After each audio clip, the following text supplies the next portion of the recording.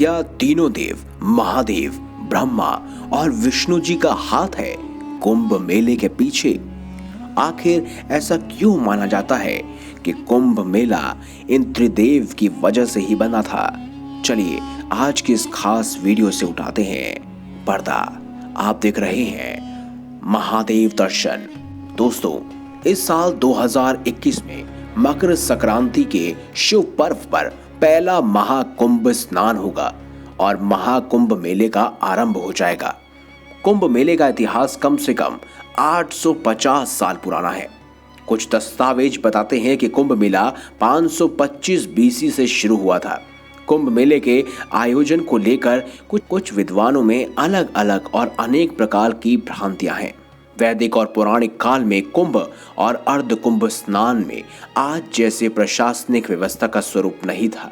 कुंभ मेले का रहस्य और कुंभ मेले का जन्म अमृत मंथन कहानियों से संबंधित माना जाता है। आइए जानते हैं आखिर क्या है कुंभ मेले का राज। ऐसा कहा जाता है कि एक बार इंद्र देवता ने महर्षि दुर्वासा को रास्ते में मिलने पर जब प्रणाम किया तो दुर्वासा जी ने प्रसन्न होकर उन्हें अपनी माला दी, लेकिन इंद्र ने उस माला का आदर न कर अपने ऐरावत हाथी के मस्तक पर उसे डाल दिया, जिसने फिर माला को सूंड से घसीटकर पैरों से कुचल दिया। इस पर दुर्वासा जी ने क्रोधित होकर इंद्र की ताकत खत्म करने का श्राप दे दिया। तब इंद्रदेव ने अपनी ताकत को हासिल करने के लिए भगवान ब्रह्मा और भगवान शिव से निवेदन किया, जिन्होंने उन्हें विष्णु भगवान की प्रार्थना करने की सलाह दी। तब भगवान विष्णु ने क्षीर सागर का मंथन करके अमृत निकालने का प्रस्ताव रखा। भगवान विष्णु के ऐसा कहने पर संपूर्ण देवता और दैत्यों के साथ संधि करके अमृत निकालने के यंत्र में लग गए। समुद्र मंथन के लिए मंदराचल पर्वत को मथानी और नागराज वासुकी को रस्सी बनाया गया। सबसे पहले मंथन से विष उत्पन्न हुआ, जो कि भगवान शिव द्वारा ग्रहण किया गया। पूरे शरीर में विष को फैलने से रोकने के लिए माता पार्वती ने भगवान शिव के कंठ पे हाथ रख दिया था, जिसके कारण उनको नीलकंठ बुलाया जाता है। जैसे ही मंथन से अमृत दिखाई पड़ा तो देवता दैत्यों के गलत इरादे समझ गए। देवताओं के इशारे पर इंद्रपुत्र अमृत कलश को लेकर आकाश में उड़ गया। समझौते के अनुसार उनका हिस्सा उनको नहीं दिया गया।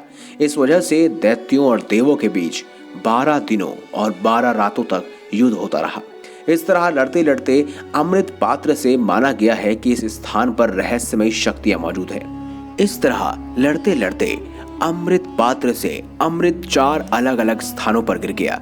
जिन स्थानों पर अमृत गिरा वो स्थान थे प्रयागराज, हरिद्वार, नासिक और उज्जैन।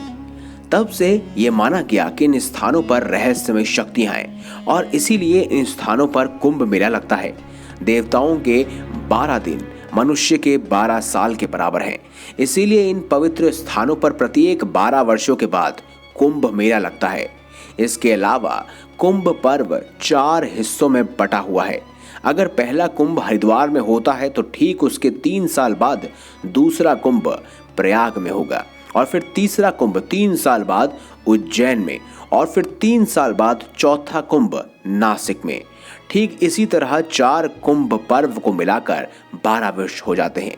तब महाकुंभ यानी कि पूर्ण कुंभ मनाया जाता है, जो कि 12 वर्षों में एक बार होता है। इसके अलावा हरिद्वार और प्रयाग में 2 कुंभ पर्व के बीच 6 वर्ष के अंतराल में अर्ध कुंभ भी मनाया जाता है। कहते हैं कि कुंभ मेले में सूर्य और बृहस्पति का खास योगदान रहता है। सूर्यदेव और गुरु बृहस्पति एक राशि से दूसरी राशि में प्रवेश करते हैं, तभी कुंभ मेले को मनाने का स्थान और तिथि का चुनाव किया जाता है। अमृत कलश से अमृत की 4 बूंदें जो धरती पर गिरी थी वो नदी के रूप में बहने लगी। ये 4 पवित्र नदियां हैं। हरिद्वार में गंगा, नासिक में गोदावरी, प्रयाग में संगम यानी कि गंगा यमुना सरस्वती, और उज्जैन में श्रीपा नदी। तो अब आप समझ ही गए होंगे कुंभ मेले का असली रहस्य, इसके पीछे की खास कहानी। इसीलिए तो कहते हैं संगम के घाट पे भई भक्तन की भारी भीड़, सन्यासी डुबकी भरे, कुंभ लगे नदियों के तीर। हर हर महादेव।